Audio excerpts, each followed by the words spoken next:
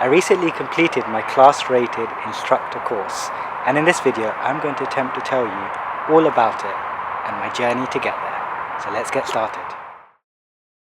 Before I get into the nitty-gritty of the course and what a CRI can do, I wanted to give a brief background about my flying and understand that not everyone may be interested in that. So in the description below I'm going to timestamp all the different topics I'm going to speak about, and you can just skip ahead to whichever topic interests you the most. Or alternatively, you could watch the whole video. I got my PPL in 2013 down at Biggin Hill at EFG Flying School. It was a great experience. I did my PPL within 3 or 4 months. I did it quite intensely, and I found that was the quickest and easiest way to get the PPL. In 2014 I bought a share in a Cessna, Golf Charlie India Mike, that was based at Red Hill, and that's actually when I first started filming my flights and I started the YouTube channel. In 2015 I got my IMC, or Instrument Rated Restricted, and I felt like this really improved my flying skills, allowed me to fly a lot more often than I would have just VFR. After that I had to move locations for work, and I sold my share in the 172 and I bought a share in a PA-28 Archer 2, which was Golf Juliet Alpha November Tango. You've probably seen that on the channel more recently, and that's what I've been flying.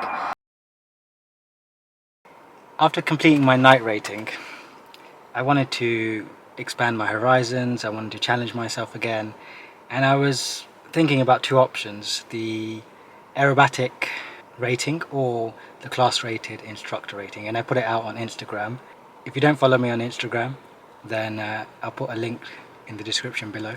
And my followers suggested that I do the flight instructor course, so it's something I wanted to do anyway. I did a little bit more research into it. I decided that I was going to go for it. I enjoy teaching. Someone that really inspires me with flight instruction is Ludix.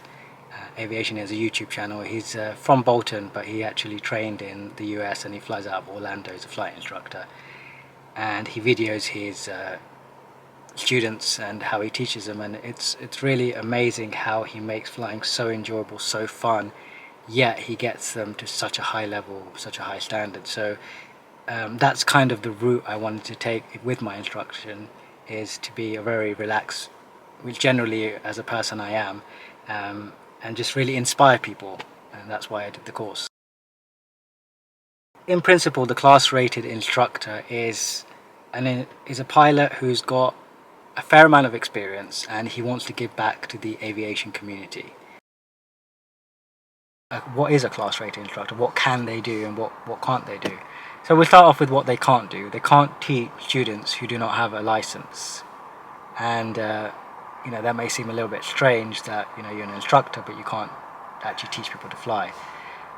But the whole point, like I explained, the class for the class rated instructor is that you're giving your experience to other pilots, pilots with either less experience than you or maybe not as proficient as you.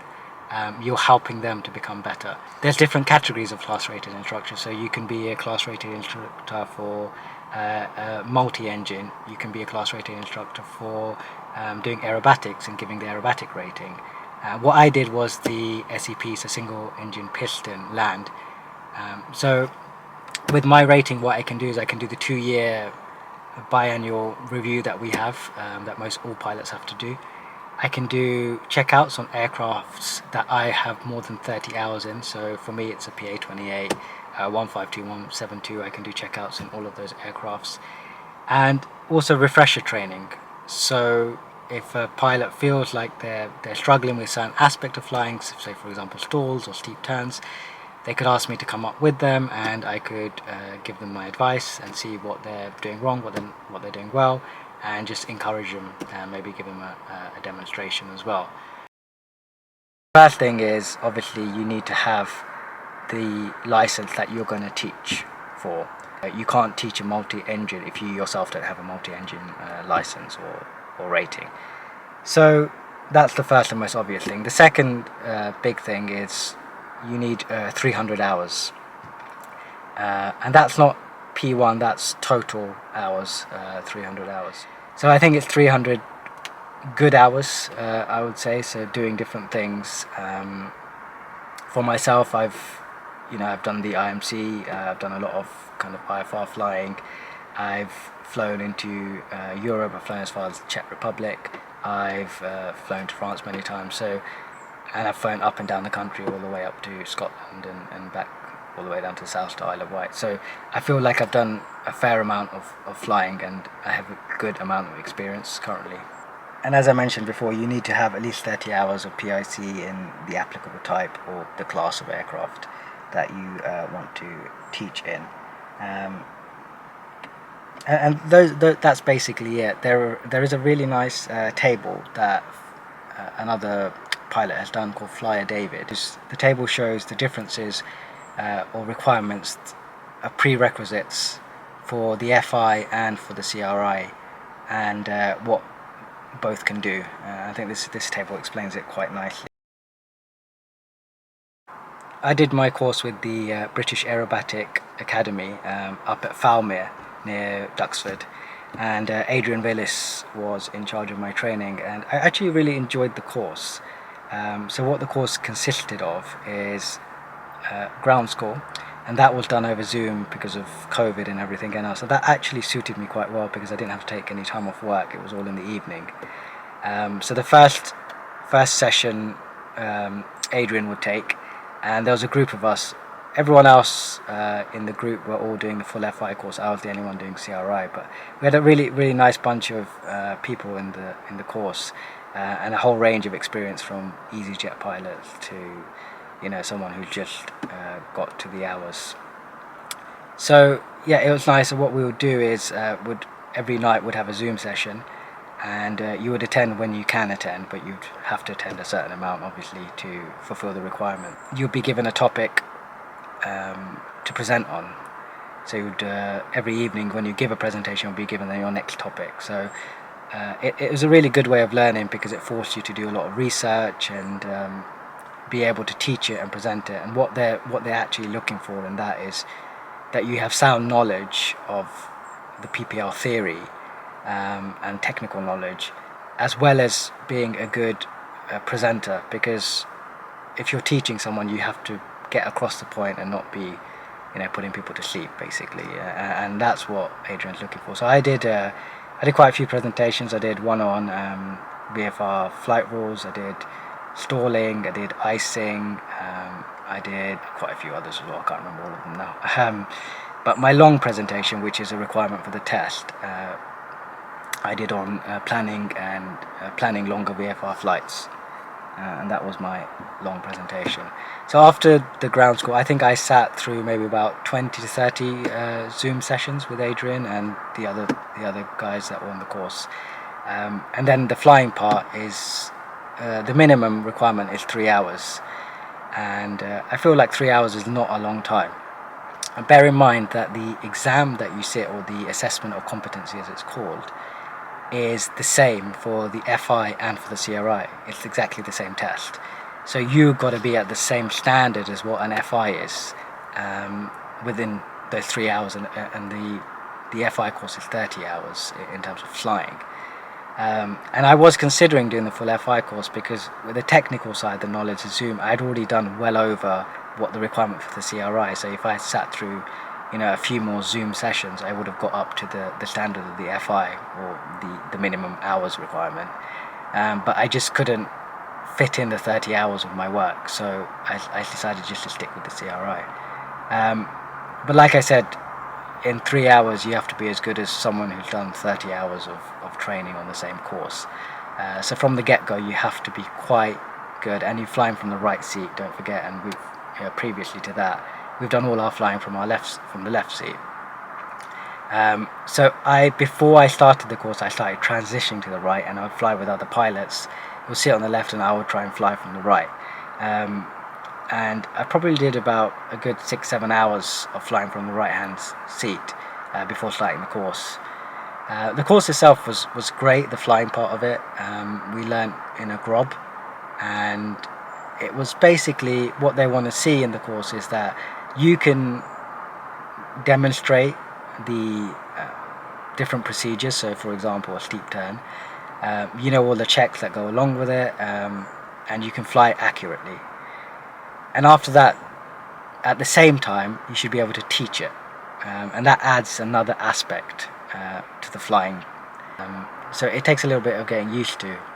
And then what happens is, well, before each flight, what happens is you do a whiteboard presentation.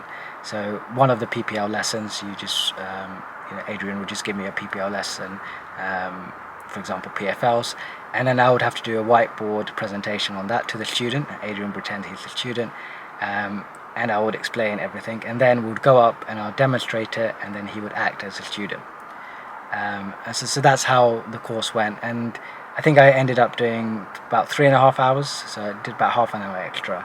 I'd never flown the Grob before, so just that probably half an hour extra to just get used to how the Grob flies. And then once that was done, I was ready for my exam. I did the exam up in sleep, so I flew up there in my rental PA-28 that I'm using currently. I met with the examiner there. And how the course goes is you give your long presentation. So mine was on planning the VFR, a long VFR flight.